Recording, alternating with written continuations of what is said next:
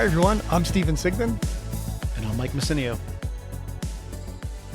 And this is the Weekly Movie Throwdown, where each week we look at two films that have something in common and talk through which one is better. This week, it's a battle of emergency services vehicles in film. It's going to be 1999's Bringing Out the Dead, directed by Martin Scorsese, versus Ambulance from 2022, directed by Michael Bay. And not a lot of love for emergency services workers in the paramedic field. So it's going to be fun to talk about maybe the only two films that cover that. But before we do, let's talk wins of the week. Do you have anything you want to shout out, Mike?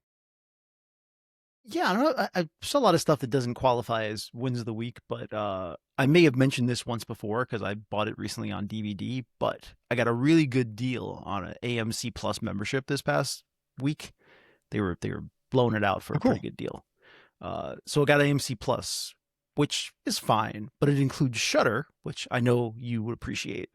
And the best thing about it is that they recently acquired Tales from the Crypt, which is amazing because we've all wondered for years, like, why Tales from the Crypt isn't on HBO, like, what is going on with that? So I don't understand how Shudder ends up getting it, but they now basically have all the seasons. So I went down a deep Tales from the Crypt rabbit hole once I got access to it. I haven't seen those in years. And I mean, they're not all great, but it's all fun. And it's still just shocking to see how many like high quality writers and directors were involved in making Tales from the Crypt. It's like you look at the credits and it's really surprising. Yeah, it is. I watched the first episode because I saw that it was on there. Written, directed by Walter Hill. That was as far as I got because I didn't have the time. But I was like, wow, this has a lot of pedigree to it. I'm going to go back and revisit it. I mean, it's very much of its time, but it's. I mean, fun. Of course, but again, it's based on comic books from the 50s, so I mean, it's almost timeless for that reason. But you're right. Not only Walter Hill writing and directing it, but Ry Cooder doing the music, right? Who also worked with Walter Hill on other things. So it's like you have this pedigree of people right out of the gate. The next one's directed by Richard Donner. I mean, it's fun to see Richard Donner making like schlock horror stuff as well. So yeah, the whole thing's just really fun. What you will notice though is when it first starts out, the Crypt Keeper is a little less shticky. It's a little different. Like as the seasons go on, he becomes almost more like a stand-up comedian. Like the shtick becomes heavier. Early on, it's not as much like that, and I had kind of forgotten that. You know, it's funny that you mentioned that aspect of it because I forget how I came across this, but this week I saw a commercial from the 80s for a Freddy Krueger board game. And it reminded me that Freddy Krueger he started out as like a slasher, and he became such a personality that was like so funny, and just he was on MTV, he was on all of these shows, and he had all of this merchandise. And the Crypt Keeper is the same thing. I mean, a little bit of that in the beginning of that first episode. He's still kind of funny, but I vaguely remember what you're saying, where he gets funnier as he goes along. So it's just interesting how it goes from like horror to comedy, and I mean they're so close. I guess I don't know, but yeah, Freddy and the Crypt Keeper, hilarious horror figures. How they didn't end up with their own TV show? I mean, that would have been a hell of a thing. Wow, directed by Richard Donner. Exactly. It's the new Lethal. That's a real Lethal Weapon. Freddy Krueger and the that would have been a perfect moment for the drum thing right there. That would have been right there. You had it. Yeah, I have to have that at the ready going forward. Any other wins of the week you want to mention? No, I spent so much time watching Tales from the Crypt episodes, I actually didn't have time for much else. I'm really looking forward to diving into that. And the pièce de résistance Bordello of Blood with Dennis Miller and Angie Everhart. Looking forward to going back to that too. My wins of the week. I actually saw a lot of stuff between. We had a week off and got to the theater a couple times. Saw I Love Boosters, the new film from Boots Riley, which, I mean, he's sort of like your you're into him or you're not. I mean, he's very maximalist. He's very over the top with the storylines, the visuals. I really loved it. It's a very pro-union film, which is very interesting, and it's a story of these women who uh, steal clothing from boutiques and resell them, and I guess this is kind of a thing. Boots Riley actually wrote a song called "I Love Boosters" for this group like decades ago, so it's kind of been on his mind. But it's just such a fun movie. Great cast with Keke Palmer, Naomi Ackie, Demi Moore, and Eliza Gonzalez, who's in Ambulance, who we're going to talk about today. And yeah, just a lot of fun. Really, really had a good time with it. I knew I would. I loved Sorry to Bother You, so I was very eager for the follow-up. The other thing Yeah. I want to mention. Oh, go ahead. I was going to say my plan was to see that movie this week. It was basically in my local movie theater for about 6 days. And now it seems to already be gone. So I don't even know what to say to that. Pretty frustrating. Yeah. That's crazy. So wait, sorry to interrupt, but real quick note. Is it Elza Gonzalez? Eliza? Like it looks like her name. It's like is it Elza? Like I don't know. Let's take a look. Eiza? Eiza? it looks like Eiza. Is it Isa? Is that how you pronounce it? Yeah, I think I said it wrong. Okay.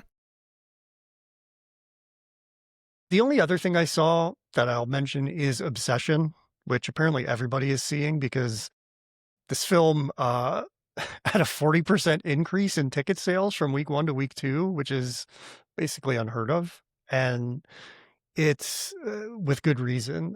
This film was super fun. It's scary. I mean, it's creepy, but it's not, like super gory. I mean, the horror is in like the premise and this kid who basically makes this woman his love slave. Very bizarre, but it's from Curry Barker, who is a YouTuber, and we're seeing a ton of YouTubers these days. This weekend, Kane Parsons has Backrooms coming out. Kane Parsons, by the way, 20-year-old kid putting out Backrooms, which looks like it's going to be A24's biggest opening ever. Pretty amazing.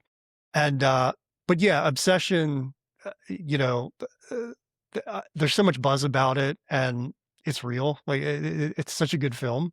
I'm sure people will turn on it, and they probably already are, but it's just a lot of fun. Great use of like darkness and great performances at the center. So highly recommend that. Even if you're horror adjacent in the things you like, go see that. I'm actually glad you mentioned that because my son was asked by a friend to go see it, and he kind of didn't want to go. He's not a horror kid. He's even less of a horror person than I am. And I said to him, like, it's for $1 million. It's not going to be necessarily as crazy as you think it is. I'm like, it'll be more psychological. I'm like, you should probably check it out. It'll probably be okay. But going back to the YouTube thing, I've been thinking about this because there's been a lot of talk, obviously, with these two films coming out. I think it's perfectly natural. Because if you think about it, most of the directors from the 90s or the late 90s, you get that music video to movie pipeline. And it makes perfect sense that you would have a YouTube, since music videos aren't really the thing anymore. YouTube to movie pipeline makes perfect sense. You're honing your skills in a visual medium. You're proving you can create shots and work cameras and do all the things you need to do. To me, it seems completely logical. And, here's a segue for you that, of course, Michael Bay went directly from the music video to movie pipeline. So, yeah, he did indeed. And he is the director of one of the films this week, Bringing Out the Dead, Throwing Down Against Ambulance. You mentioned this last week, or I mean, you pitched this idea. What was your thinking behind these two? Just the ambulance connection? well, a couple of things, actually. It started because I went to go see In the Gray, which is the new Guy Ritchie movie, which actually has Jake Gyllenhaal and Isaac Gonzalez in it. I'm pretty sure that's how you pronounce her name. Isaac Gonzalez. So they're both in it. And I have to say that I thought that movie was just not what I expected. It was not only a very paint by the numbers movie, but there was just no fun in it. It just felt like, it was just one thing going to the next thing to the next thing, and everyone just kind of woodenly doing what they're supposed to do, like trying to be witty, trying to be interesting, but like not accomplishing anything. Like there was nothing in the dialogue that was snappy enough to make it work. And so I was just kind of disappointed by that. And so I remembered that they were both in Ambulance. And I remembered liking Ambulance when I first saw it, surprising even myself because I have never been a Michael Bay person, just not a huge Michael Bay fan. And then I found myself thinking that Bringing Out the Dead and Ambulance both involve paramedics who are, EMTs who are completely opposite. Like one of them is obsessed with saving people and the other one doesn't really care about people and gets involved with it in a situation. But then I also really thought about it where, both of these movies not only have very different takes on the idea of an EMT, but it's also two directors who have instantly recognizable styles. That if you took the sound off and you put each one of these movies onto a random person who knows movies, they could tell you who directed it just by the first 5 minutes of either movie. And so I just found myself thinking about the parallels between these two movies and thought it would be a pretty cool matchup. So threw them together.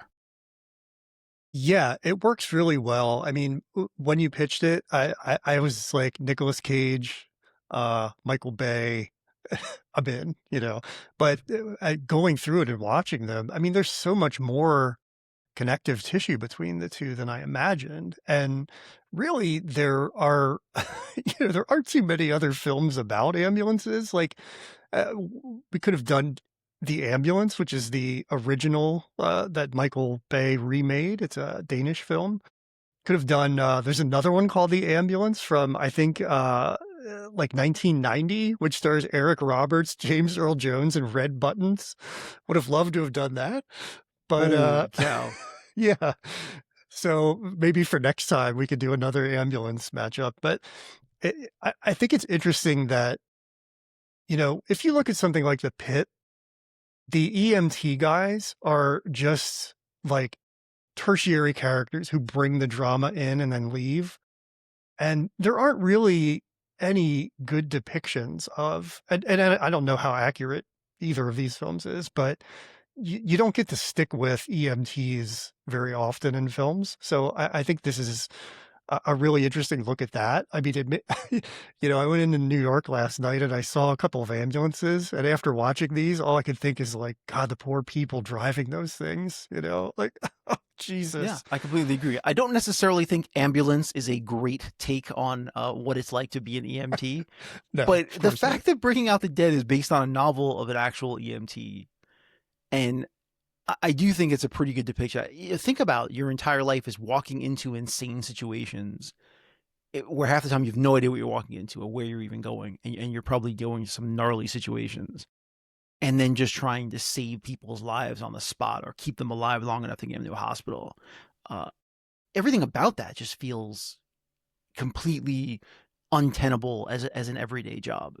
The tension of your day-to-day must be so high. So I think Bringing Out the Dead does a really good job of just kind of depicting the toll that it takes on you psychologically of dealing with that day in and day out. So I want to jump into Bringing Out the Dead, but before I do, I think it's going to be fun for us to say which film we think is the better film at the beginning of the show, and then see if our thoughts changed at the end. So going into it before we discuss it. So here's the question: is it the movie we thought was better before we watched either movie, or just how we feel right now, and then after our discussion come to a different place? It's interesting. We're almost having like a meeting about the show on the show, but I always approach it from like a technical standpoint of like, is this the better film in history? Like, regardless of how I feel about it, and I think you're more like, do I like this film better? So that's like an interesting push-pull. So whatever you want. I mean, the objectively better film is how I approach it. The subjectively better film is how you can approach it. So yeah, whatever you want. I mean, I'm a nerd, so I feel like the technical things align with me better. So yeah, I mean, how do you feel about my conclusion at the end of this is always, what movie if right after this was over, if I had to sit down and watch one of these movies again, which one would I put in? That's usually Okay, where I'm coming from. That's how I decide. I that's a guess we'll great call it my approach. Rocky 3 corollary. I don't know. Maybe that's just how I try to take this stuff in.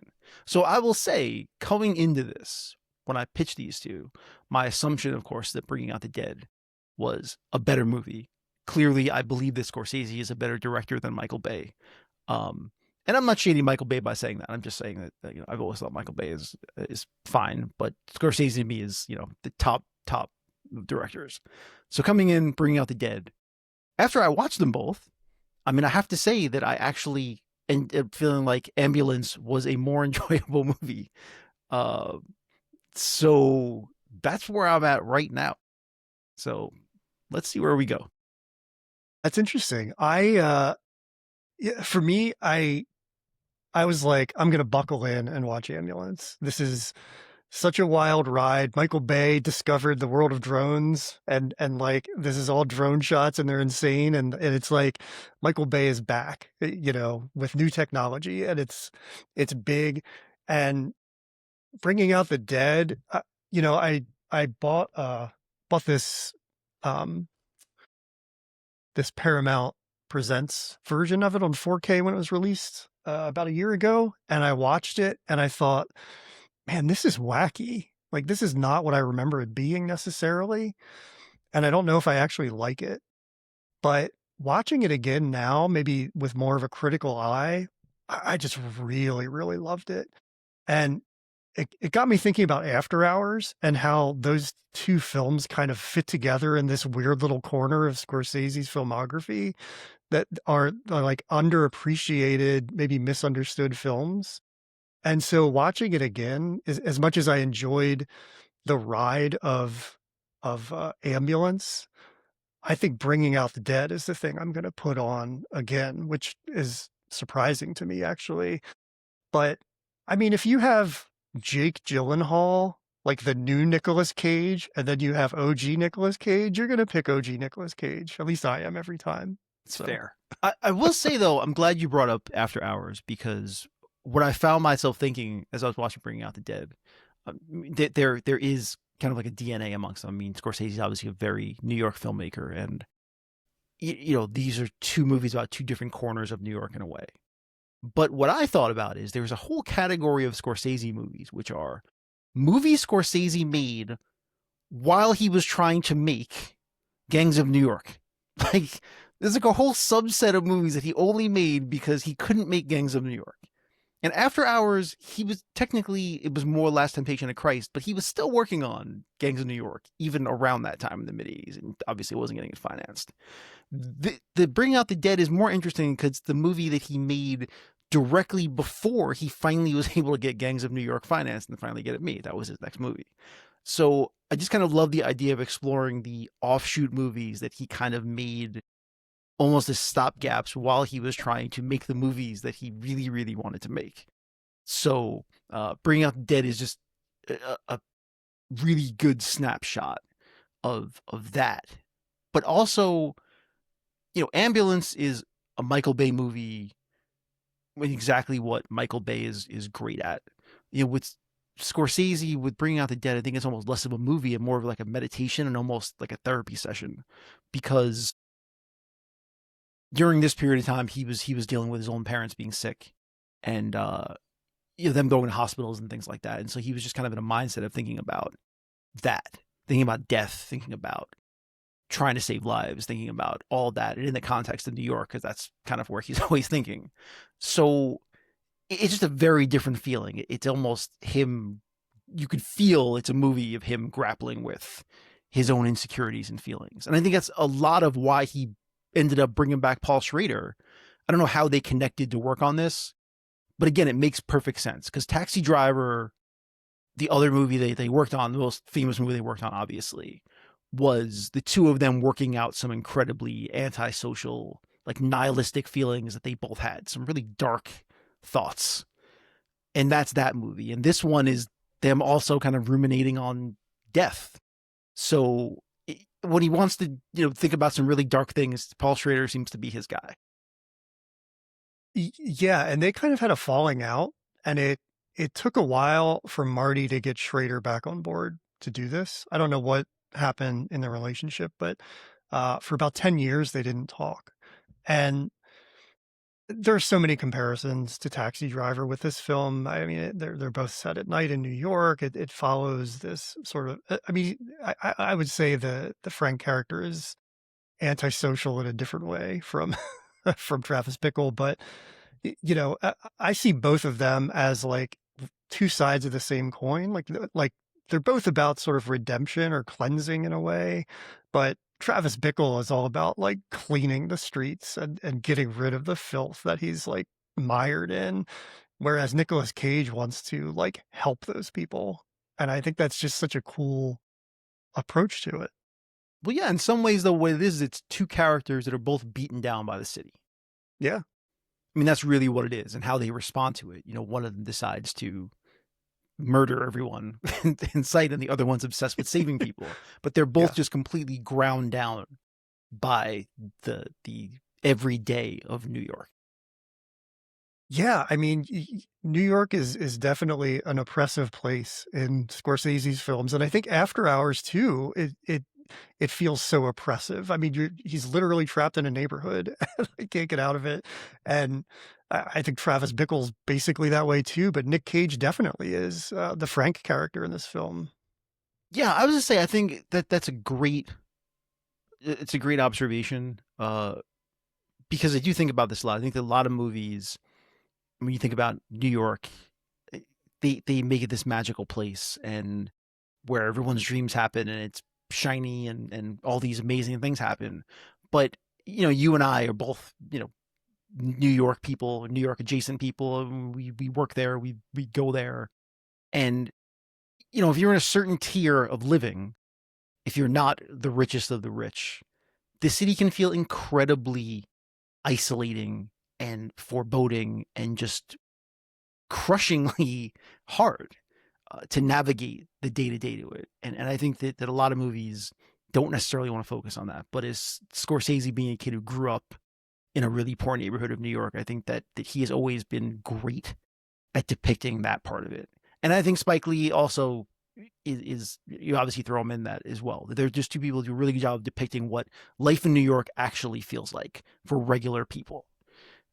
And that is what I think that they're both really great at. And I would say, mentioning Spike Lee, as I was watching Bringing Out the Dead, I couldn't help but think it almost felt like more of a Spike Lee movie than a Martin Scorsese movie. And I don't know why I felt that.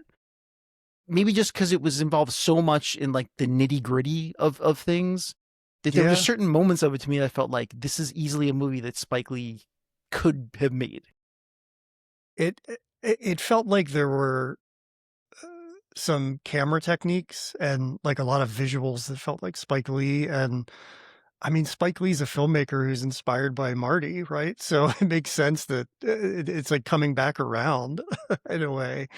And yeah, I'm glad you mentioned or that we're talking about New York, because we'll talk about this when we're doing the head-to-head stuff. But for as much of a New York City film as this is, Ambulance is such a Los Angeles film. And I think that's a great reason to compare these two. You don't get, I mean, that's just the experience of the city. Los Angeles is more about being open and moving through these roads with cars and things like that. I mean, there's still like a humanity to it. But I think what Scorsese captures so well with New York City is like not a claustrophobia, but like everything's crammed into like a small space, whereas LA is like so wide open. And I think because of that, you can't help but have more character focus. Whereas you don't get much of that in Ambulance. I mean, that's a very superficial film, but with this, you're like in the interior, like almost literally in the mind of the Frank Pierce character and all of these people. I mean, they have so many unique things about them and these characteristics that you latch onto, and you almost don't even need a lot of drilling down on these people. I mean, in particular, this is it takes place over 3 nights, and each night the Frank Pierce character is paired with another paramedic. And like what those paramedics represent on each night is like such a dichotomy of the people who have to deal with this job and who are New Yorkers. And so you're really just seeing like what the city does to them, what the job does to them. And what's your take on what those three represent in comparison to like how they almost feel like the ghosts from A Christmas Carol in a way for Frank because they're three different people at different points. Yeah, that's a I like that comparison. That's pretty good. But yeah, the Goodman character feels like the most normal one in a way. He's just the person who's there doing his job. He wants to get his meals. He just kind of wants to do the job, eat, and let it go. So Yeah. he's the most normal of all of them in a way, where he just takes it as the job as the job.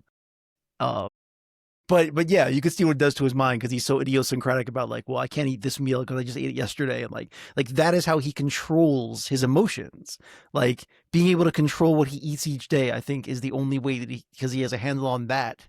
Because everything else is out of control. Like that's the way that I read it. Like that's very much how I took that character. The character that Ving Rhames plays is great, but also again, he just has to interpret everything through God. Believing that if you put everything on that it's all divine intervention, even whether he believes it or not. Because part of it is almost like, is it a shtick? I don't even know. But this idea that if you're putting it on that, then you're absolving yourself, and you just do what you can do, and that's it.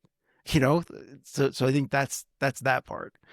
And by the time you get to the end, you just have the person that Frank would probably become if he kept at this job for another 10 years, which is someone who just sees the worst in everyone and is basically just there almost in a nihilistic kind of way.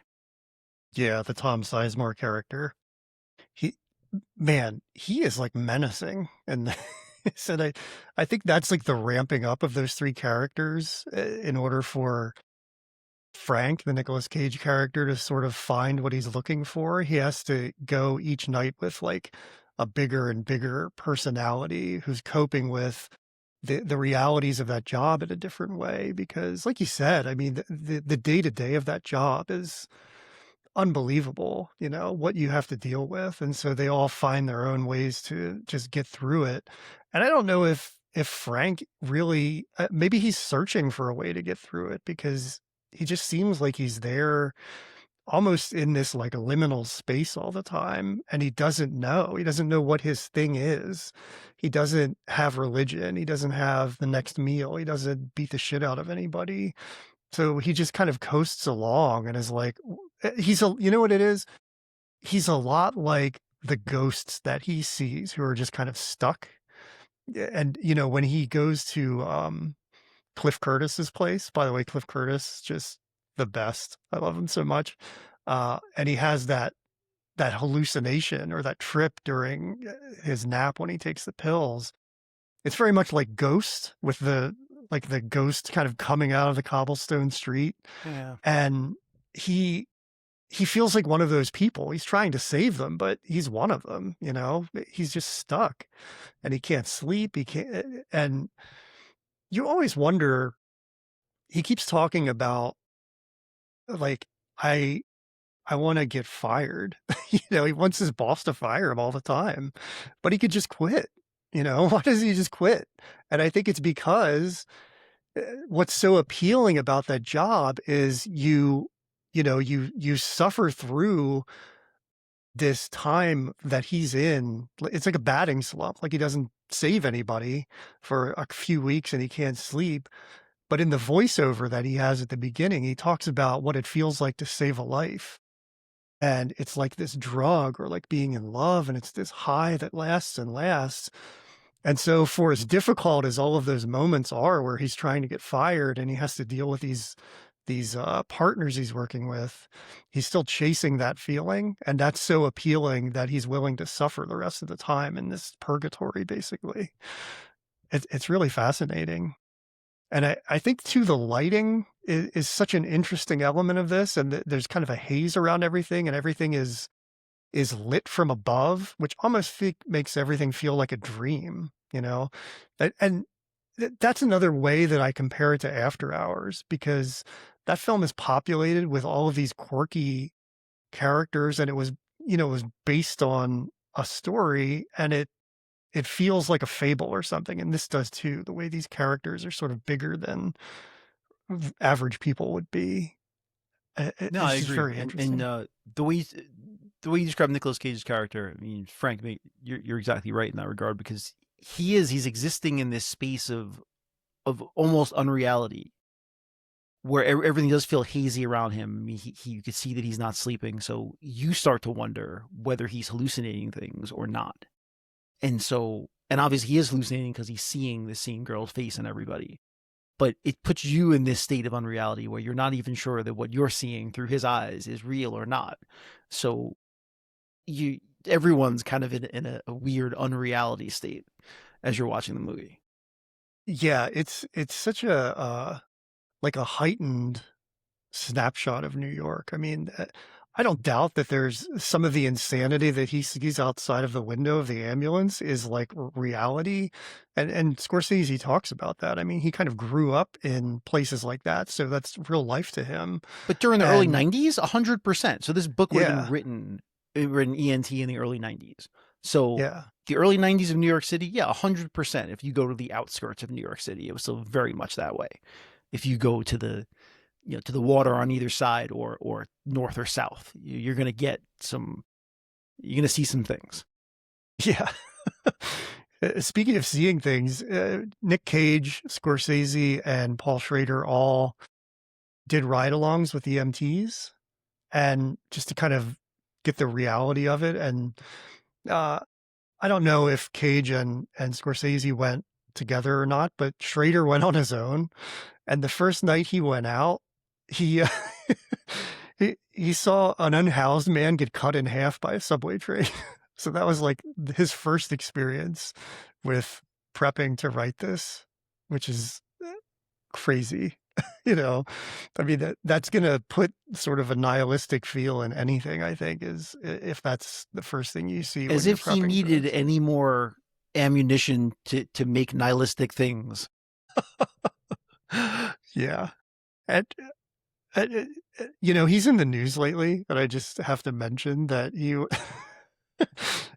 for some reason broadcast this publicly, but he was dumped by his AI girlfriend, which is something you don't hear too often, like a an Yeah, I 80-year-old just love that. man. Everyone talks about how accommodating AI is and how it just kind of like talks you up and how nice it's supposed to be because it's built in Yeah, that way. But Schrader is such a misanthrope that even AI was just like, I can't deal with this on a yeah, day-to-day basis. I gotta cut the cord. yeah. That says a lot. Poor Paul Schrader. Um, this is, we didn't mention Patricia Arquette yet, and she's kind of the salvation that Frank is looking for in the end. Her name is Mary, which I think is very fitting. And, you know, the film opens early on with him responding to a call where her father's had a heart attack. And, the whole way through the film, he's about saving lives. That's all he wants to do. And he saves this father's life.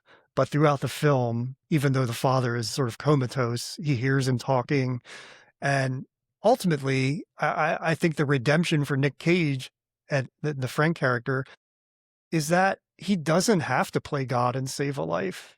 He actually just wants to provide that relief for the people who are suffering. And in the end, that actually comes in another form of playing God where he kills her father, which is a crazy scene that you don't see, but that you don't see coming.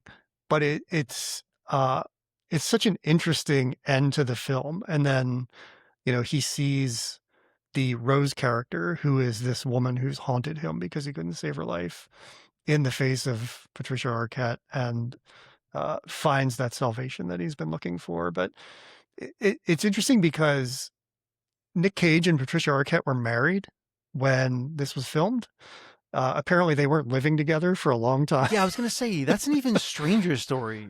Yeah, Yeah, they were married in like '94 or '93, but then they immediately separated, but kept the marriage for like another 5 years. So yeah, yeah, strange. But this is, as far as I remember, the only movie that they worked on together. Yeah, it is. Yeah. So knowing now that, I mean, they're consummate professionals because you believe them in this, but knowing that they were separated at that point, it is interesting. Yeah, If I were but to at the watch it same again, I time, would go back and think about that. well, I don't know if it was if there was any animus between them. To be honest, it's almost. I mean, the fact that they decided to keep the idea of the marriage going for all that time, and nothing got out about it. I mean, maybe they were just friends who decided they didn't want to be married. But I don't necessarily get the impression that there was something hostile between them. But I could be wrong. Again, we don't know. I don't know what goes on behind the scenes. I mean, if you look at the run of films, Nick Cage was working like every day, but for the time they were married. So maybe if there was no animus, it's because they weren't in the same place ever because he was always on Maybe. location. Yeah. But I don't know. I kind of want to move on to Ambulance, but did you have anything else you wanted to talk about with this? I think this could be its own episode and we could talk about Scorsese and Bringing Out the Dead all day, but no, we have a comparison to do. So Yeah, there is so many little things in this. But I will just say, like I said at the top of the show, uh, Scorsese brings all of his tricks into this. The overhead shots, the speeding up of things, just the camera just shaking in certain point. Like, there's all these little things that give you the Scorsese signatures, and I think it's a pretty underrated movie. I really do. I think that people have just completely forgotten about it, but I think it's very much worth the time to look at, even though it's a bit difficult to sit with because it certainly doesn't give you any easy outs. But we didn't even mention Mark Anthony that's as we right. were talking Yeah. about the cast, who Noel. was acting a little bit during this period of time. He doesn't do it as much anymore, but he's really excellent in this. You're playing someone who's was in an accident and is kind of losing their mind. And he's just a recurring character throughout the story he keeps running into. And also a quick little part from Michael K. Williams, who ends up being in The Wire, pretty soon after this, but plays a drug dealer who gets shot. I had totally forgotten he was in this. Probably didn't know who he was at the time. So those are kind of the other two things. It's also worth noting that Mary Beth Hurt plays the nurse in this. Yeah. And she was married to Paul Schrader before his AI girlfriend. And she just died 2 months ago. So it's a little sad, but it was cool to see her here in a role where the the nurses are so down to earth, where they're like, why would we treat you? You're going to just keep doing what you're doing and come back. Like, it's the most I actually no-nonsense. love those scenes because it does kind of fit into the whole world of it, where it's just like you're dealing with these same people day in and day out who either through neglect or on purpose are trying to kill themselves. And it just must be exhausting to see the same people day in and day out who that you're going to treat them, you're going to send them back out there, they're going to do the same thing, and you're going to see them again in a week. Just the crushing reality of that must just wear on you. And you can see it in her performance. She's just so matter-of-factly worn down about it. I really enjoy that performance. Yeah, it really gives you a sense of there's, even though in, if you're an EMT, like based out of a hospital, and I assume it's like a police precinct where you have like a certain area you patrol. And even though there's this excitement and this unknowing to a lot of the calls, it seems like, at least as this film portrays it, there's a lot of like repetitiveness, and the people who are sick are going to be the people who are sick next week. And you come to realize they don't necessarily need you and they're wasting your time, but your duty calls. And so maybe maybe that's how you get to be Tom Sizemore, is that Mark Anthony's going to need a cup of water over and over again, and you don't want to deal with it. Well, there's that one character that it's recurring, that they pick him up like almost every other day, like 3 times. Yeah, Mr. O. Right. Yeah, worth mentioning too that on the voice over the intercom is Martin Scorsese dispatching them to go pick up Mr. O, and he's like very poetic when he when he calls for an ambulance. It's pretty great. Well, The the other voice, yeah, is the other voice Queen Latifah, or am I crazy? it is. Yep. Yeah.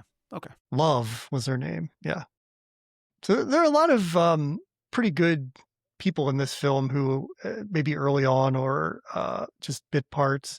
Another one to mention is close to the end, you see Judy Reyes as a nurse, Yes. and she plays Nurse Carla on Scrubs, which leads me to believe this exists as a prequel to Scrubs. I would love it if Tom Sizemore were the EMT on Scrubs bringing patients in. How awesome would that be?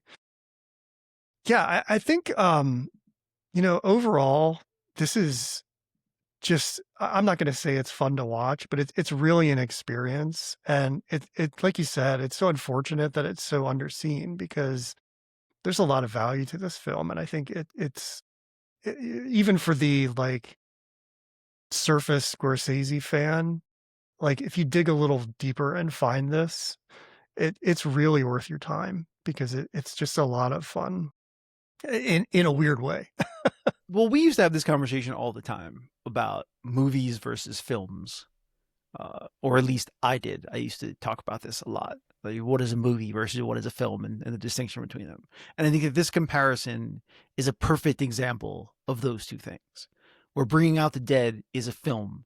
It's not necessarily easy to watch. It's not necessarily a popcorn movie, but it is a way to use the medium to grapple with things and to give you a perspective of something and be a meditation on something, on a certain kind of life. And Ambulance is very much a movie. It's something you sit down with and you take a ride with, and you aren't necessarily changed at the end of it, but it has its own value. Well, you see, that's an interesting look at how you and I approach these titles on the show, because I agree with you 100%, but I also can make an argument for Ambulance being a quote unquote film because not so much about what you're feeling from it, but from a technical aspect. This is an auteur making something he wants to make at a high level.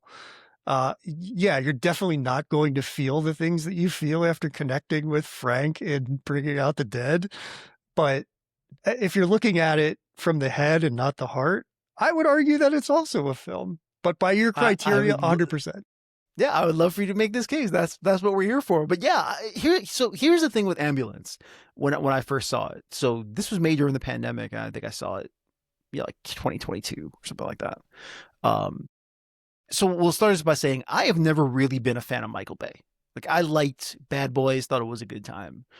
I went to go see Bad Boys 2 and actually like walked out of it because there was a scene in the middle of that movie where they just use a bunch of trucks to essentially destroy an entire shantytown. It's like a 10-minute sequence of just an entire shantytown being destroyed to the rubble. I just felt like I was being assaulted by a movie. I was like, I just don't, I'm good. I'm good with this. And I always hated Armageddon. I do not like the Transformers movies. I've never been a huge Michael Bay person. Watching Ambulance not only made me come back around to Michael Bay, it really made me appreciate Michael Bay. Because after sitting through a ton of movies, and we're going through this now, of just these sanitized, anonymous movies where people are using technology, or they use CGI, they use whatever to just kind of, and the flat lighting and all these movies just look kind of the same. It feels like you can plug and play a lot of people into these movies and you don't really know who made them, and it doesn't even really matter. It all just feels the same. Michael Bay, for better or worse, is a person who has a very distinct style. He very much makes the movies that he wants to make. And whether you like them or hate them, you cannot deny that he has a style that other people try to replicate but cannot replicate. And I found myself appreciating Michael Bay and kind of missing him just a little bit. Like, just thinking, you know what, I miss this guy who just knows how to frame things and the camera's constantly spinning and I'm getting dizzy. And I kind of missed it. He is without a doubt a maximalist, and I talked about Boots Riley being that way with I Love Boosters, and that's like maximalist in a small space. Michael Bay is like maximalist in the scale of the universe. And to my point earlier, he's an auteur. I mean, in what you just said, I was started thinking about how Doctor Strange and the Multiverse of Madness is a Marvel film that's directed by Sam Raimi. And if you watch that film, you know immediately it's a Sam Raimi film. There are all these little hallmarks of what he always does as a director. And I think Bay's kind of the same way. He's not bound by any kind of like style guide the way people who work for Marvel are, I would imagine, but he gets a giant budget and he does what he wants with it. And it's almost like, I don't know if this is an apt comparison or not, but it makes me think of James Cameron. Yeah, but I'm going to say something. I'm going to tell you what, though. You mentioned that with the big budget. That is actually why I like this movie and what made me appreciate Michael Bay more. Like, That's a little smaller. anyone can make a Michael Bay movie with $200 million. Yeah. Right? You give me $200 million, I'll give you all the aerial shots and all the crazy camera work and all the explosions you want. They gave Michael Bay $40 million to make this movie, and he still made the Michael Bayest movie you could possibly make on a quarter of the budget that he usually would work with. And that is why I was impressed. That you instantly got his style, you knew it was him, and it doesn't seem like he skipped on anything. Those are real trucks, those are real cars crashing into things, the explosions are all real, and he did it on, for him, a minuscule budget. And that is what really made me appreciate the work that he does. He did it for the same budget as Weapons, basically, and it looks how it looks. Like it looks insanely really more expensive, and I can't help but kind of tip my cap to it. It is just, as you're watching the movie, there's just certain things in it where, again, the Michael Bayness of it all, where he has that one thing where people are running this way towards the camera, but then the camera's also running towards them. Yeah. And you're like, wait, why is the camera running at people that are running at me? Like, I don't even, like, why? There's no reason for that. It's just a thing that he wants to do. And it keeps you almost off kilter and adrenalized the entire time. And I'm glad you mentioned the drone thing, because you know how I feel about that kind of thing as well. Like, I'm not exactly the biggest technology person in the world, so I'm not exactly the biggest drone fan. Matter of fact, they replaced the air show that they usually do at the beach over here on Memorial Day with a drone show, and I was just praying to God that it would get rained out. But that's neither here nor there. But yeah, he actually made me appreciate drones, because the stuff that he did with drones in this movie was phenomenal. I really liked it. Yeah, I don't know if he had used drones before or if he just discovered them, but there's a lot of it in this film, and it's used in interesting ways. And I think, to your point, when you have that big budget, I don't think you can appreciate how good of a director he actually is. And that's why I make the case of him being an auteur. And look, I mean, Armageddon's in the Criterion Collection. Like, I think if that alone should tell you he's an auteur. And he has a style, and it's crazy, but there's a lot to it that's technical, and a lot to it that is a lot of heavy lifting. I mean, he feels like a bigger Tony Scott to me in a lot of ways. And I think there's a place for that. I think it's a fun ride, and it's a great comparison with Bringing Out the Dead, because these are two filmmakers who know what they want, who have an incredibly distinct style that's unique to them, and they're telling their stories with different sized budgets, different ideas about how their stories are told. But at the end of the day, they're both filmmakers with their own unique take on filmmaking. And that's all I want.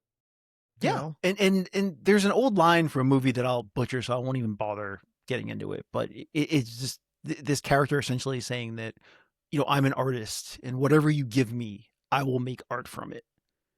And that is a line from The Departed, Martin Scorsese film. Well, there you go. Talks about John Lennon playing a tuba. Right. And that is how this feels to me.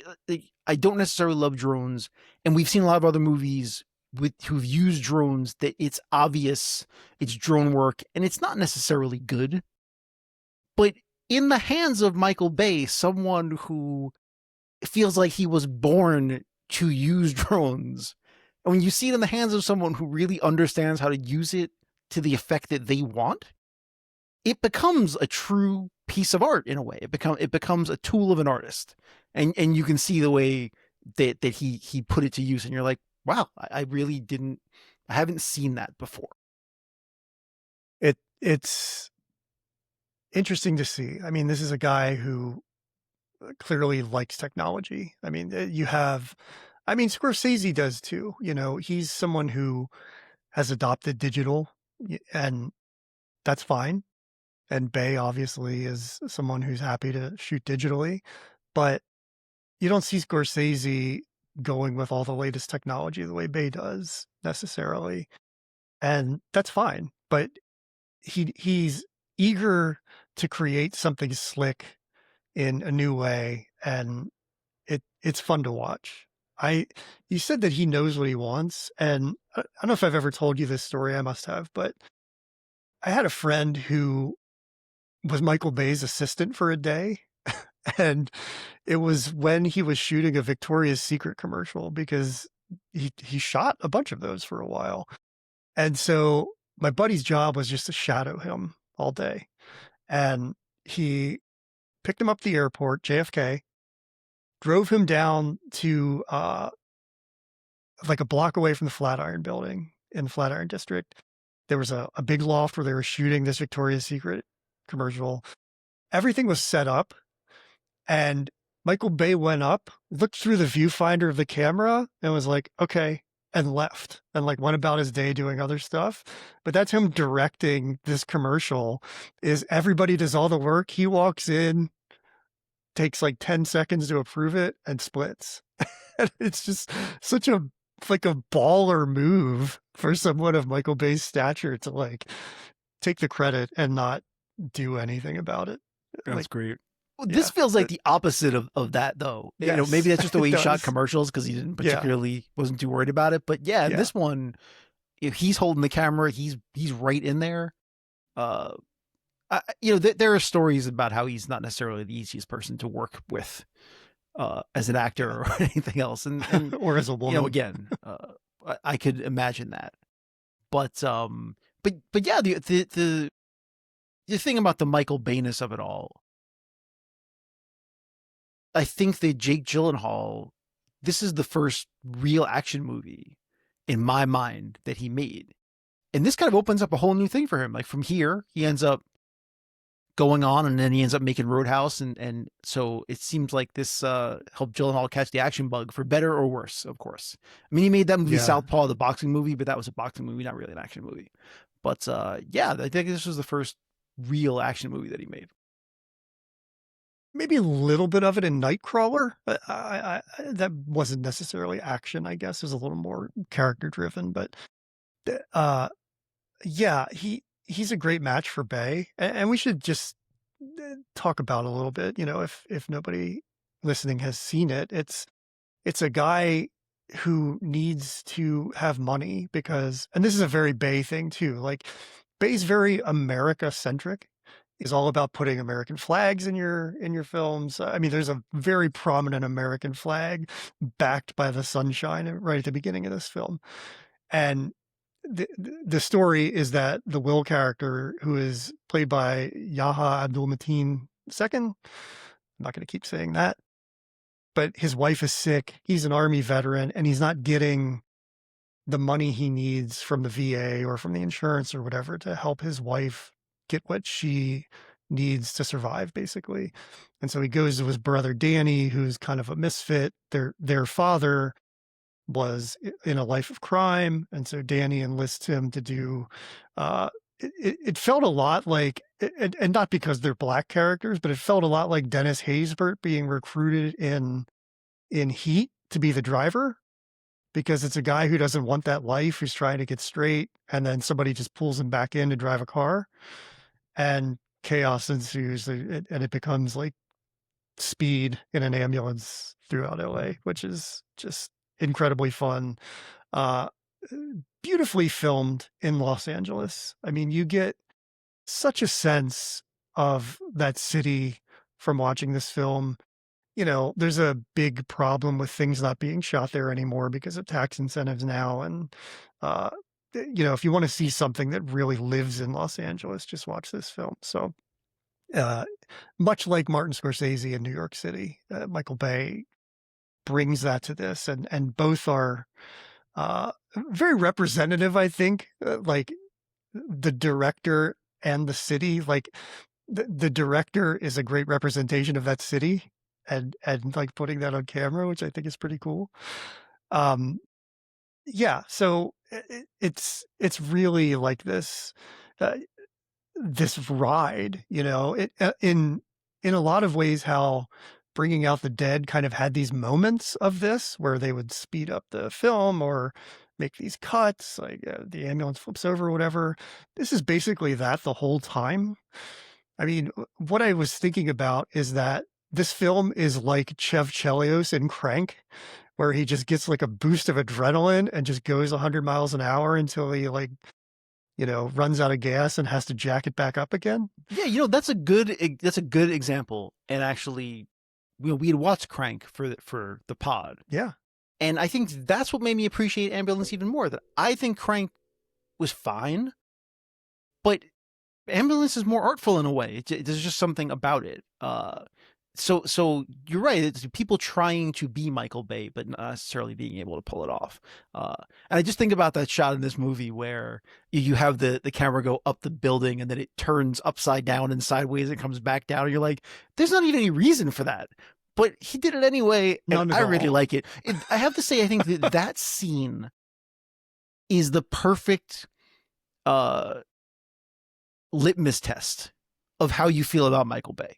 Because you will see that shot and either think, I kind of love this, or I really hate that. That's stupid and serve no purpose in this movie. And I think your feeling about that particular shot probably tells you everything you need to know about how you feel about him as a director. You're absolutely right. And I think the context of that shot makes a big difference, because when I saw it in the film, I was like, okay, Michael Bay has drones, and this is how Michael Bay is going to use drones. But prior to that, there was no indication that that kind of shot is ever going to be used in this film.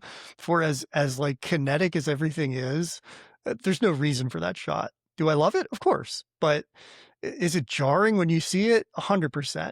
Now, the trailer for the film opens with that shot. So imagine that's the first thing you see when you're being told about Ambulance. You're going to be all in. That is super smart editing. Yeah, and they know that. They know that from that shot, it's like you're either in or you're out.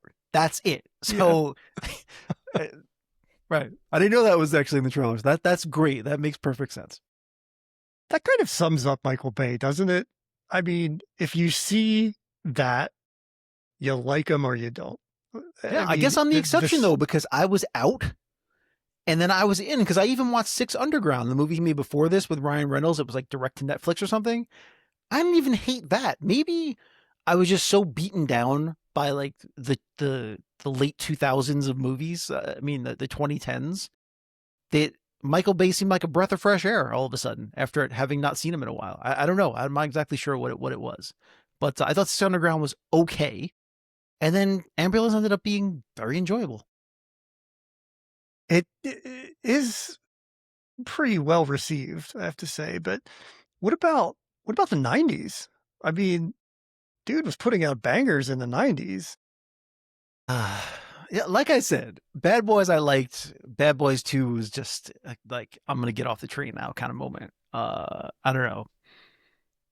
Well, I mean, he did make The Rock. So, I mean, The Rock was, I mean, The Rock will always be Michael Bay's best movie. And by the way, I love that in the script, my God, the two characters are talking and they reference both Bad Boys and The Rock in the script. I don't know whether I love or hate that, but it is certainly something. I don't think I've ever seen a director reference his own movies in his movie before. I think that's the first of all the movies we've ever seen, right? I mean, you can tell me if I'm wrong. No, I thought the exact same thing.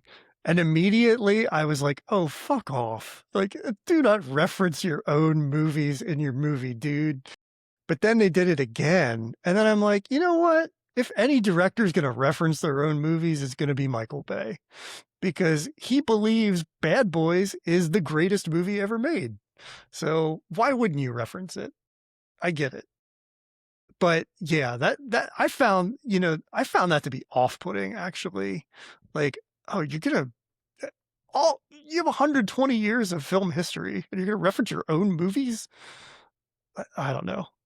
That's like Edgar Wright having Simon Pegg reference Shaun of the Dead and Hot Fuzz when he references Point Break. Here's a question though: do you really think that Michael Bay sits down and watches other people's movies, or just his own?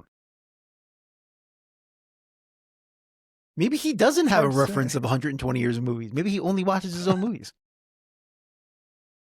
That's a good question. I'm sure he does. Well, I don't know. I mean, what is his like producer credit? Like what is his filmography as a producer? I wonder. Is he producing other people's films? I know he produced Bumblebee, which of course was a movie based on the Transformers movies that he made. So maybe he only produces movies that are offshoots of his own movies. I don't know.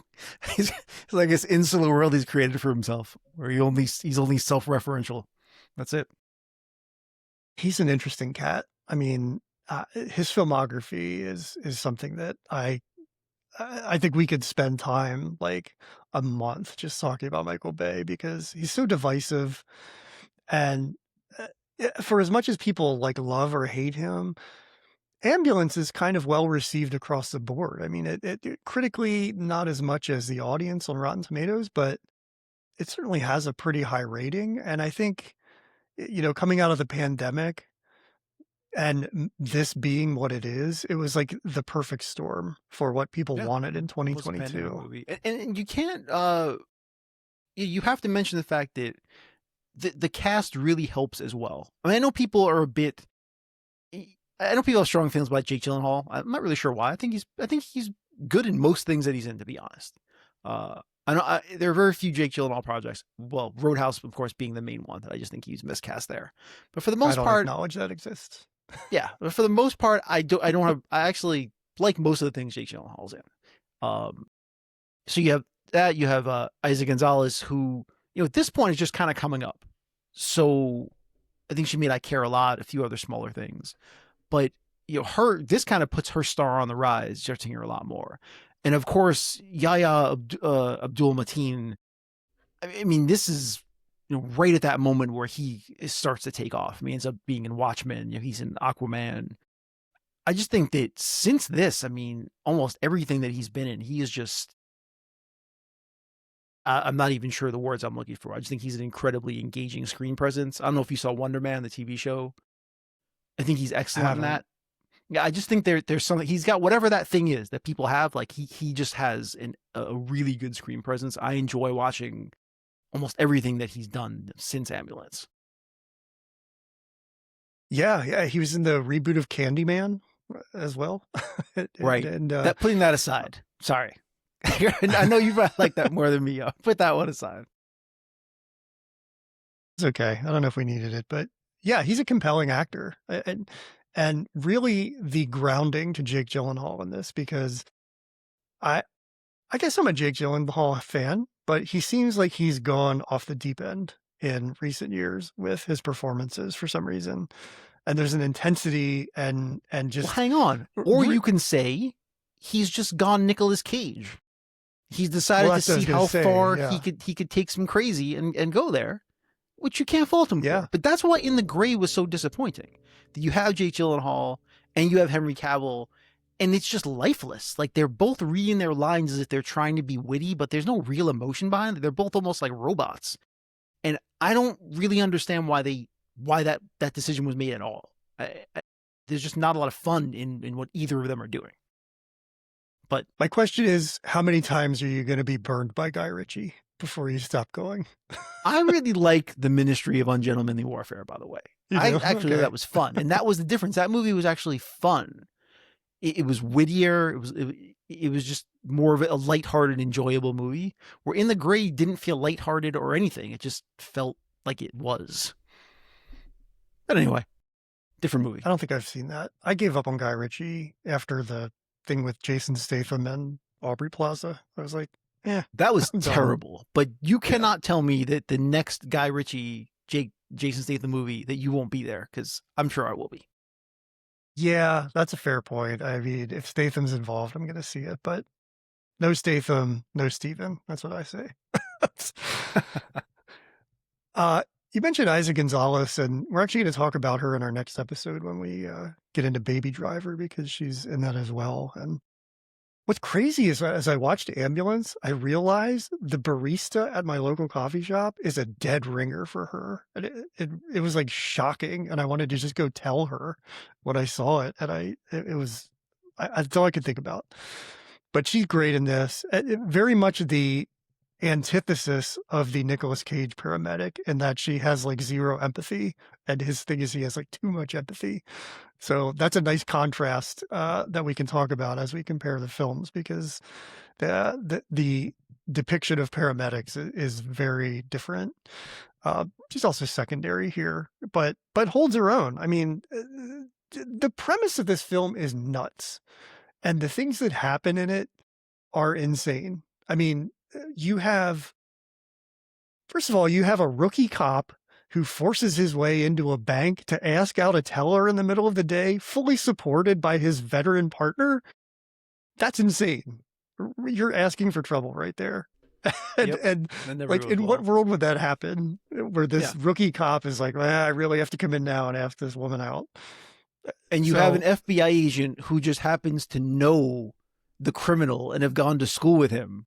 Like, what are the yes. odds of that? Like, what? Yeah. And that is played by Keir O'Donnell, by the way, who you might remember from Wedding Crashers and Paul Blart Mall Cop. So I actually really did not solid make that filmography. connection at all. So, good work. But the the main cop is played by, what's that guy's name? Garrett Dillahunt, I think his name is. He's a fascinating kind of actor, because he's such a casual presence. Oh, almost reminds me of John Goodman in some ways, who was in Bringing Out the Dead, where he can play like hick characters, he can play dim characters, but also like, you know, very intelligent characters in a way where this one is kind of like masking his intelligence amongst an aw shucks kind of sensibility. But he was in a Yeah. TV show called The Guest Book. I think that's the first thing I saw him in. It was on TBS. It was like a weird anthology kind of show that I really enjoyed, that got canceled after 2 seasons. But that was the thing I most remember him from. But he made an appearance on Brooklyn Nine. So he was in Brooklyn Nine-Nine and on Justified, which shows you kind of the range that he that he can bring. So I thought he was a fun presence in this one. He reminded me of Josh Duhamel. That's what I thought it was for a long time. It's Josh Duhamel. Duhamel's a poor man's Garrett Dillahunt. Come on. Yeah, I was like, wow, he got a lot older very fast. And he's the also pandemic right now, wasn't, he's actually been in a few episodes of High Potential, which also stars Judy Reyes. So just to bring it all together. yeah. Yeah. Yeah. I like the comedy aspect of that guy with the dog, the big dog in the little car, just the visual gag of it. But which is also like another implausible thing. This film is filled with implausibilities. I mean, I don't Yes. know any LA police officers, but I would assume they're not driving tiny cars with St. Bernards in them and like being quirky like this. Maybe I'm wrong. I don't know. Or that a But giant Saint I Bernard would think be in the backseat of your car and you wouldn't know it until he sits up. Like you wouldn't hear him breathing or anything like that. I mean, come on. yeah. That reminded me of one time I was visiting a friend of mine and I left the windows down in my car and he had these outdoor cats and I left his house and I got like 5 miles away and I looked in the rear view and a cat was there. It was like bringing up baby almost. It scared the hell out of me. Yeah. Talking about the implausibility here, the climax of that is the Cam character has to do spleen surgery in the middle of a high-speed ambulance chase over FaceTime, not a surgeon. It's insane. And the stakes of that are incredible. I mean, I don't think there's any like character depth to it in the way there is in Bringing Out the Dead or the experiences in that, but I kind of love that it goes to this level where you're like, there's no way this is happening. And even the surgeons are like, there's no way this is happening. But we'll talk you through it. And the depiction of all the surgeons, like they're all on golf courses except for her old boyfriend. That's pretty great. But credit to those surgeons for stopping their match to help. That's the Hippocratic Oath, I guess, supersedes your tea time.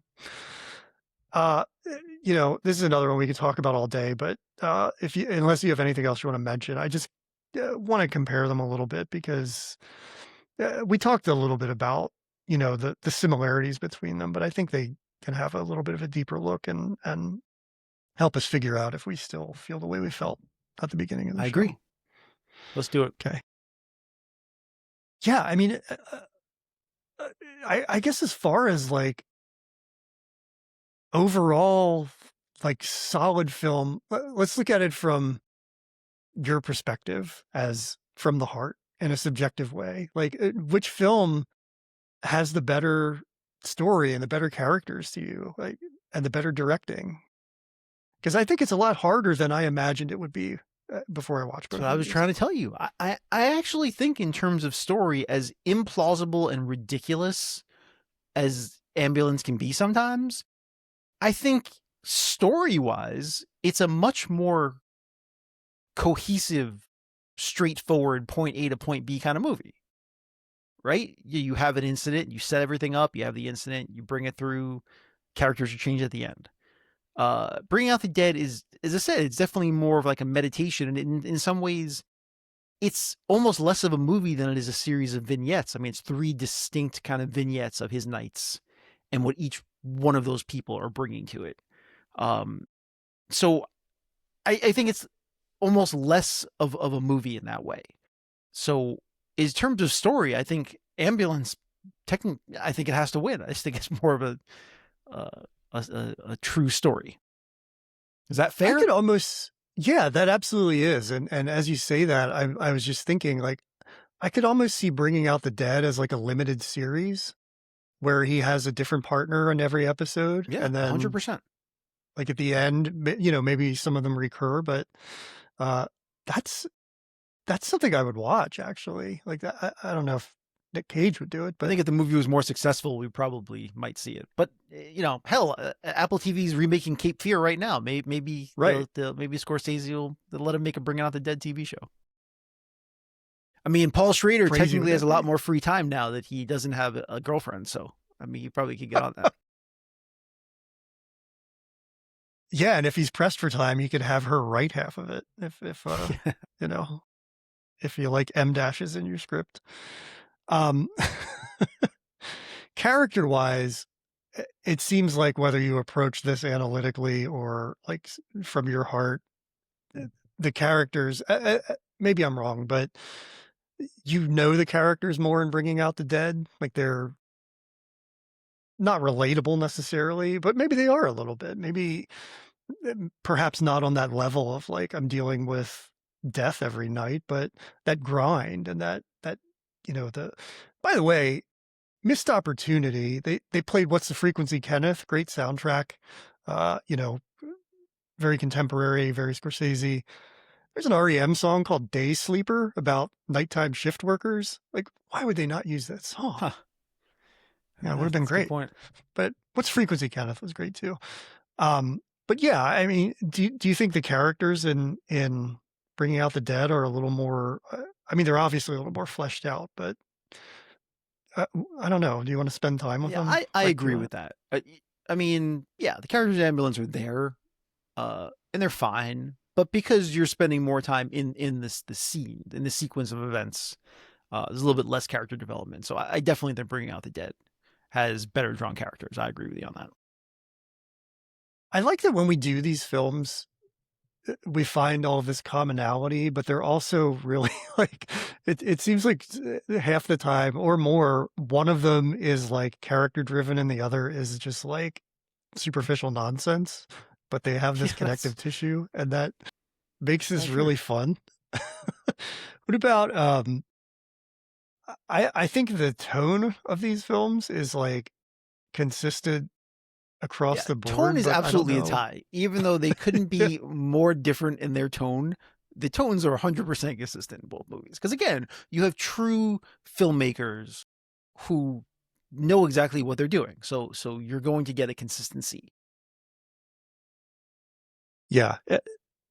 I think even though Bringing Out the Dead is sort of up and down a lot more than Ambulance, there's a consistency to that in that you're still in, like, the interior landscape of the Frank character, and so sometimes he's high, sometimes he's low, but you're consistently seeing things through his eyes, and, that makes it consistent in its inconsistency, I guess, in a way. That's a good Um, way. when we talk about the cultural impact of these, obviously Bringing Out the Dead did not have one, sadly.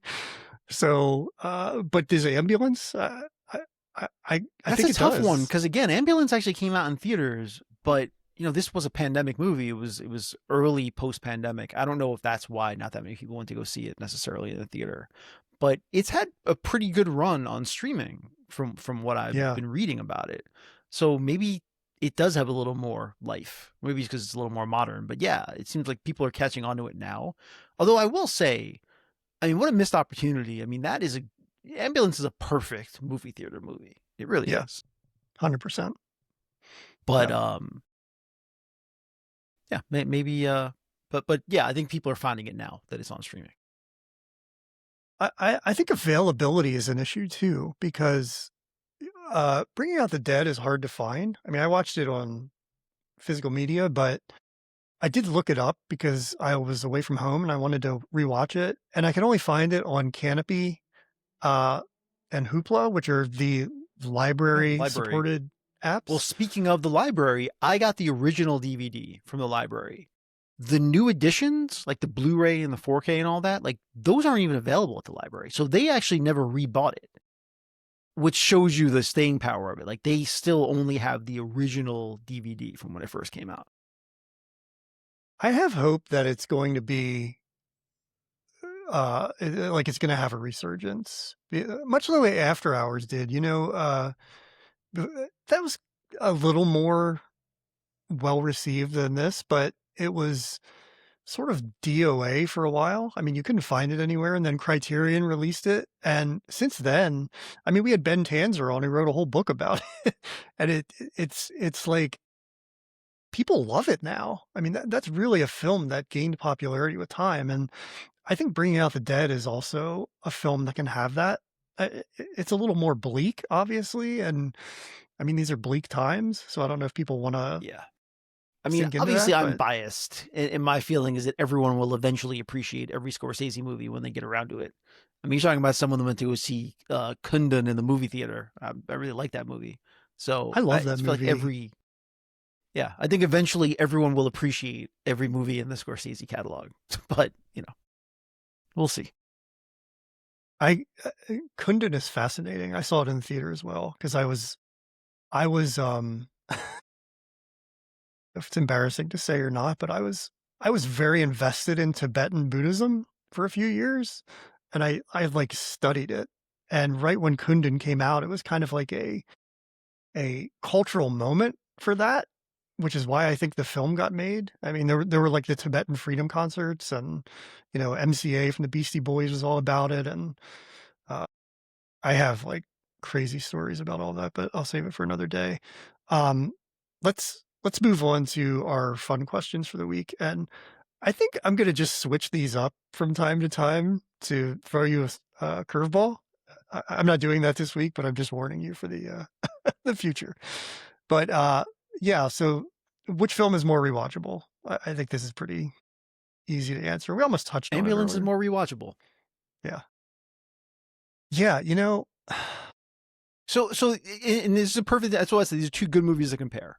Because yeah, if I'm gonna sit down on like a random Friday night and I'm tired from the week, it's like, do I want to put on a hallucinogenic meditation about death, or do I want to watch crazy drone work and a kick-ass action movie about an ambulance? I mean, it's a pretty easy choice. I hate to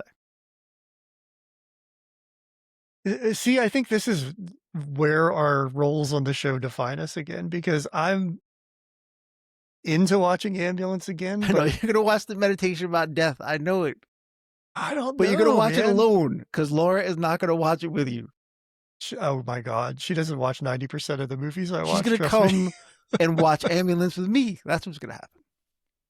I don't know if she'd even watch Ambulance, honestly. You're right. She probably would watch Ambulance either. Who are we kidding?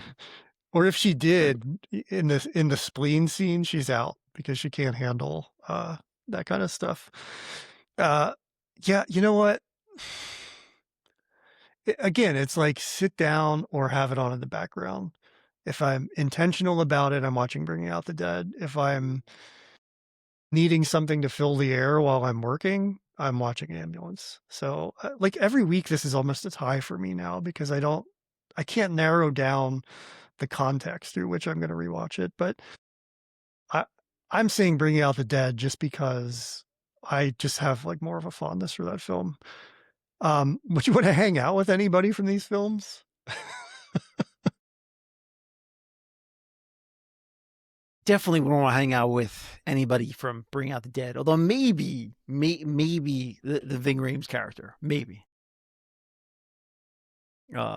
Maybe that might be the only person that I not would hang out with from Tom. Bring Out the Dead. No, Definitely not Tom. no. Whose name is Tom in the movie? I didn't realize that.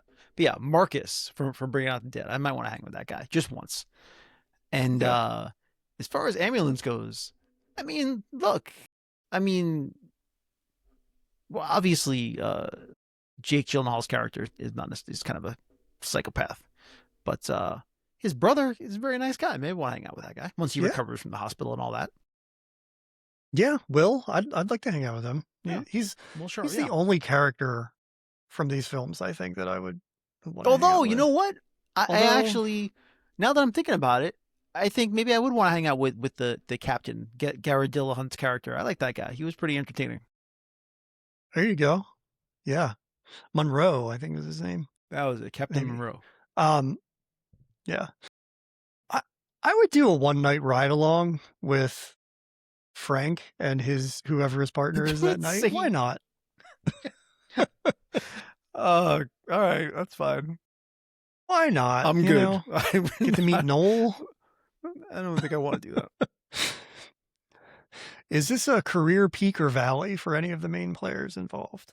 Yeah, I was thinking about this. I actually think this was a career peak for Ving Rhames.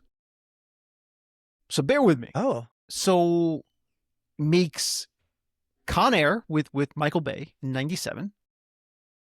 He plays Don King in an HBO movie, which actually he's pretty good at. Out of Sight the year after that. Entrapment the year after that, which we already talked about. And Bringing Out the Dead in 99. And then 2000, he's in Mission Impossible 2. So that run of movies is essentially the strongest run of movies in Ving Rhames' career. I don't understand what happens in the 2000s. I really don't.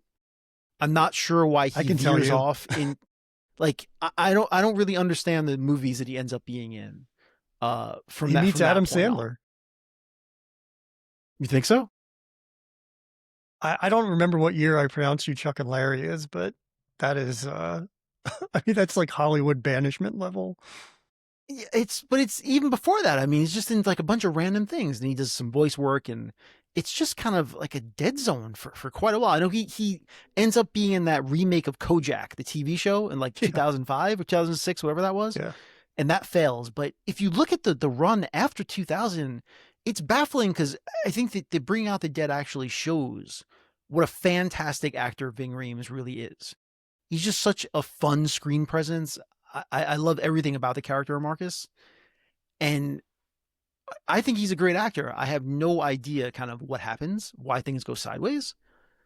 So yeah, I think looking at it, it probably was the career peak of Ving Rhames. Which one of those movies do you think is like the height of the mountain in that run? Well, I mean, I love Mission Impossible too. So kind of ending on that is kind of like right there. And then from that point, it starts Yeah. going down. Yeah, fair enough. Yeah. Uh, is it, well, now I don't know. I don't, I mean, that makes sense. I don't know if either of these films is particularly the top of the mountain for anybody or the bottom of the valley, but I mean, it's certainly up. I think it's like a second peak for Michael Bay because he's kind of like back post pandemic, and it's not like the top of the mountain for him, but it's like another little mountain that he's on, and I mean, he has multiple of those, but yeah, I think this is like the best Michael Bay film I've seen in a while, and you know, I haven't dug into his filmography in years, but you know, it was fun. What about Isa Gonzalez? Yeah, Probably not. I can't say that it's a peak for her because even after this, she continues. I mean, this is kind of the beginning for her. I think. I mean, I think she's only risen since then. Yeah, is the peak in the gray? Maybe a plateau. But I mean, That's like a see, it's interesting when you look at decline. it because this is her second movie almost in a row with Guy Ritchie. And I think she may have hitched her wagon to Guy Ritchie a decade too late. But I mean, if you put that aside, put those Guy Ritchie films aside, she's in I Love Boosters and Mike and Nick and Alice this year. I mean, this is a really good year which for I her. mentioned before on the pod was a really fun movie. But even in the gray, I actually think Yeah, she's the best part of In the Gray. So, um, so yeah, right.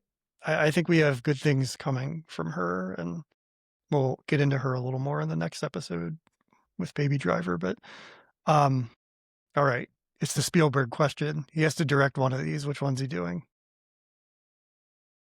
it's such a hard question to answer. I think by default it has to be This is Bringing going to Out be the Dead. harder There's next just month. no possible way he could make Ambulance. I just don't like not in the way it needs to be made. Wow. So you think he's going to pick a Scorsese movie to remake? That feels like, I think if you put him in like that AI like Minority Report kind of era of Spielberg, I think he could. I think that Spielberg could make Bringing Out the Dead. Not the way Scorsese made it, but at least in a little bit of that way. But I'm not sure if any era of Spielberg could pull off Ambulance in a way that would make it what it is. yeah, he's interesting because I think he's kind of in the middle. Like one of the reasons I talk about him is because I always think that like, even though you love Scorsese, I feel like I'm team Scorsese as far as tone goes and you're team Spielberg. And one of the things I think about with that is like Spielberg has that sort of like populist thing and sort of like a saccharine feel to everything he does. And I don't know that he can get to the darkness that Scorsese represents. And that's why I see them as like contemporaries but polar opposites and almost like New York versus LA in a way. And so I've never even thought about Spielberg directing a Scorsese film. I That would kind of love blows for my that mind. too. I love the thought experiment of that. I really do. But Yeah. only certain Scorsese movies. But yeah, but like I said, that period, I mean, Spielberg took on a Kubrick movie with AI, which is very unlike what he was doing. Minority Report doesn't feel like a Spielberg movie at all in some ways. So I think you're right. His own style, and even Munich, like these are Spielberg, like that Spielberg could direct Bring Out the Dead, not in the same way, but in a way that might get to the darkness of it. And that's what's interesting, and that's one thing about Spielberg. I have to get off on a tangent about Spielberg, but I think he has all of those filmmakers in him. It's just what he chooses to do. I think that the movies he wants to make are the movies he wants to make. He wants to make The Terminal, like he wants to, like these are movies he wants to make. But if you forced him to make a movie that's unlike his own movies, I think he has enough institutional film knowledge where he could mimic almost anything that you want. Yeah, that makes a lot of sense. He has all of this influence, but it all goes through his filter, which is just like seems like a good guy, and Right. like There's just a uh, certain humanity that comes out in the yeah. end that's what he wants to put out. That's why Disclosure Day, I think, is an interesting movie to see what his meditation on aliens is now. Like wherever he is now in his life. I want to see what he puts out now. Because This I don't know, question is old going to Steven be so Spielberg's in a different easy. place. Right? What? Yeah, I said this question is going to be so easy on that episode. Yeah. I think I have a copy of Close Encounters on DVD somewhere. I bought it years Cool. ago. I wonder if I still have it. I can't remember if I sold it or not. I went through a period where I sold some DVDs. I don't remember if that was one of them. I have to look. I have to try to find it. Well, if you did, that'll tell you how good it is. Because if you sold it, you probably don't want it. But I Well, hear part good of it, I was things. selling them because they were DVD and not Blu-ray, and I thought I was going to be Oh, upgrading okay. everything. So that was part of it at the time. Gotcha. Okay. All right, let's move on. Would either of these films be better if you swapped lead actors? You know what? I mean, Nicolas Cage 100% could be an ambulance. And I think Jake Gyllenhaal could be in Bringing Out the Dead. Possibly. You know what's interesting? I found myself thinking that Yahya Abdul-Mateen would almost be better as the Frank character rather than Jake Gyllenhaal. Interesting. Because as I said, part of what makes him an engaging screen presence is that he does a good job of emoting like inner turmoil. I mean, you saw that in Watchmen and you saw that even in Wonder Man. Like he's really good at that. And so I think that he would do a good job of being able to portray like that level of anguish that Frank is going through. Jake Gyllenhaal, Yeah, you're 50-50. right. He emotes that inner turmoil. Like the interior is tumultuous, but he's always kind of even keel on the outside, and that's a really good talent in it. Yeah, you're right. Yeah, I think that's what makes him such an engaging actor. Yeah, there's like an intensity to it because of that, because you can feel the energy coming out, but he's not necessarily showing it. I think you could easily swap, maybe not in both directions, but you can put Jake Gyllenhaal in the Tom Sizemore character. Like I could see him beating the hell out of Noel and trying to crawl behind him and trip him. Yeah, I think you could also put Isaac Gonzalez in the Tom Sizemore character. I think that she's been known to be a pretty tough customer in her movie, so maybe that would be fun. That's what I was thinking. Is she would be another great partner for a fourth night with the Frank character. Like if she was the fourth paramedic to ride along with him. What would that you're right. be Someone like? someone who really just takes it as a job and leaves it, and they're complete opposite ways of dealing with the job, right? Kind of closest to the Goodman character, I guess, and that she's not like a maniac. She's just a little detached. Yeah. Okay, let's move on to our polls online for the week. You know, the question I ask is, what is the better film? Which is basically the thesis of the show. And I never know what the criteria is for the people voting, but what do you think were the results this week? Which way do you think they went? It's a good question. I wonder who has seen either of these. My gut would say Bringing Out the Dead, just because of the director. Maybe, I don't know. Yeah, you would be right. With a vote count of 20-5, Bringing Out the Dead beat Ambulance. I'm actually surprised by that because I think Michael Bay feels like an internet guy. Yeah, I think a lot of people haven't seen Ambulance yet. I think that may be part of it. But they've seen Bringing Out the Dead?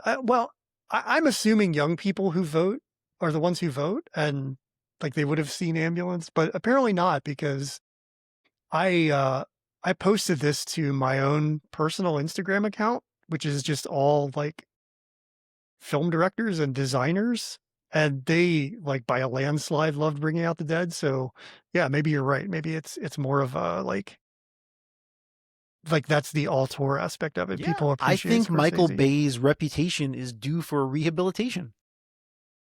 I think he kind of got dismissed somewhere in the early 2000s, and people left him there. Wow, that is a hot take. Some people. I mean, coming from me of all people, because I am the one that is reassessed. So yeah, that's how I feel about it. Yeah. Well, that's a good way to segue into where we stand at the end of the show. I mean, do you do you still feel that, like, you said Bringing Out the Dead at the beginning, right? Yeah. So I actually said, I think I said ambulance, but I will show said you. Here's the ambulance. definitive answer for me. That I actually now own Ambulance on DVD. Oh, okay. So, I mean, that is something. That may be the first, that's definitely the first Michael Bay movie that I've ever purchased in my life. I do too. I have it as Oh, well. look at that. Yeah. Okay. So Ambulance is, so you're sticking to it. Ambulance is the winner Yeah, for as you. much as I love Scorsese, I feel like I would watch Bringing Out the Dead like once every 5 years, maybe, if I was really depressed. But as much as I appreciate it, again, I appreciate it as a film. I think it's a beautiful movie, but I don't know how many times I could actually watch it. Bringing Out the Dead describes you pulling the disc off the shelf every 5 years that you never watch. I said Bringing Out the Dead at the beginning, and I'm going to stick to it because I do think I had an appreciation for Ambulance and Michael Bay going into this. I made the auteur argument, so obviously I recognize. I did come around a little bit on it during the show, but ultimately, like, I'm a dark guy. I love a dark movie, so even if it's not the thing I would rewatch 100% of the time, I think it's the better film. From at least from a script standpoint, technically they both have incredible merits and performances. You got Nick Cage and Nick Cage light. So Bringing Out the Dead for me. So we split this week. You went with Ambulance. I went with Bringing Out the Dead. Tiebreaker of the internet brings it Bringing Out the Dead. So yay. I hope everybody watches it, get Canopy, get it for your library and watch it. Cause it's really worth checking out. I don't know if there's another Scorsese film in the modern era that's more overlooked. By the way, this is the only film he made in the 90s that didn't receive an Oscar nomination. And it's also one that came out in 99, and I think it really got buried under all of the amazing things that came out that year. Also the last film ever to be released on Laserdisc, which I think is a fun little fact. Really? That's a fun fact. Yeah. Okay. That's it for this week. Bringing Out the Dead is our winner. We are going to be back next week. No, actually, we're not. We are going to be back in 2 weeks, taking next week off because I am making a pilgrimage to the Holy Land, driving down to North Carolina to check out Orbit DVD, where I'm going to spend a lot of money I don't have on Blu-rays I don't need, but I will be on the road.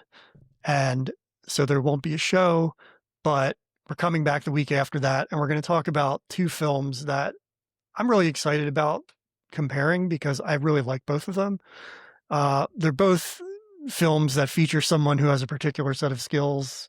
No, we're not talking about Taken with Liam Neeson, talking about Tuner, Daniel Rohr's film, which is in theaters right now. And we're going to put it up against Baby Driver, Edgar Wright's film from 2017.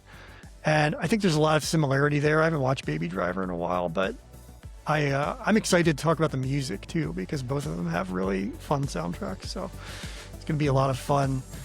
In the meantime, I'm going to post polls on social media. Follow us at Movie Throwdown Pod everywhere and vote for what you think is the better film. And we'll be back in 2 weeks with Tuner and Baby Driver. So be sure to come back and see us then. So long.